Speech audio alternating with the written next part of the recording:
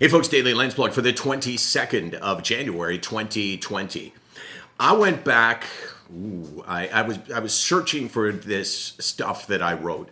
I started to write a book, although I knew I would never sort of complete it as a book. I just started to put my thoughts down on paper, and it was gone. It was lost because, as is the case for most of us, when your laptop dies, you're in big trouble, especially back in 2009, 2010. That's when I started to write this stuff.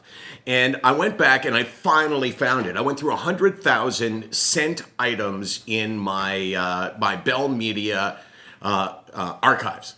And I finally found it. And I went back and started to read things that I had written in 2009. And at that point, I had been battling. Hey, Riggs, how you doing, buddy? That's so cute. At that point, I'd been battling depression for about a decade. You noticed that, right, Case? Battling depression, not suffering from. I have learned my lesson.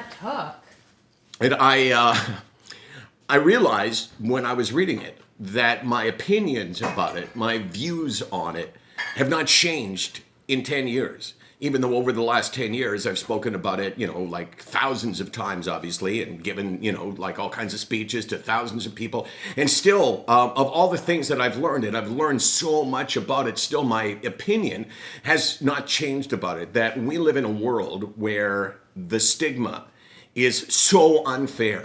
It's like if I'm Jewish, and we know that anti-Semitism lives in the world, although I've experienced very little anti-Semitism in my life. But if I was in an environment where there were people that were anti-Semitic around me, and I actually believed what they were saying, I was actually ashamed of my religion, I was ashamed of myself, that would multiply the bigotry that I was experiencing, right? It's like, you are this, and then if I start to think, well, you know what, they're right, or I don't deserve to be able to stand up and fight for myself, that would be outrageous. But that's what we have with mental illness. Yesterday, when I was giving a speech, afterwards someone came up and said, how long have you been leading the revolution? And I said, wow, I love that. Even though you and I have spoken about talking about this in the context of the revolution, right, Case? Mm-hmm. But I said, I really like that approach to it. And I realized that, it's not like I'm leading the whole planet in this revolution, but we all need to take part in it because it's not fair. It's not fair that you have an illness that you blame yourself for, or you feel inferior because of it, or you feel like you don't deserve happiness because of it. It's like I said, being Jewish.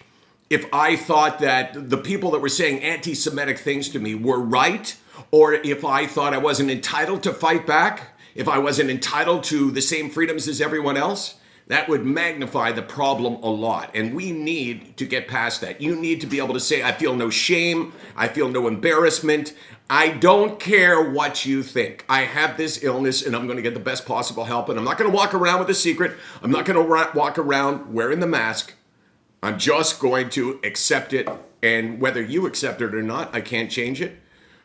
But the bottom line is, I'm good with me. SickNotWeak.com, 24 hours a day, 364 days a year.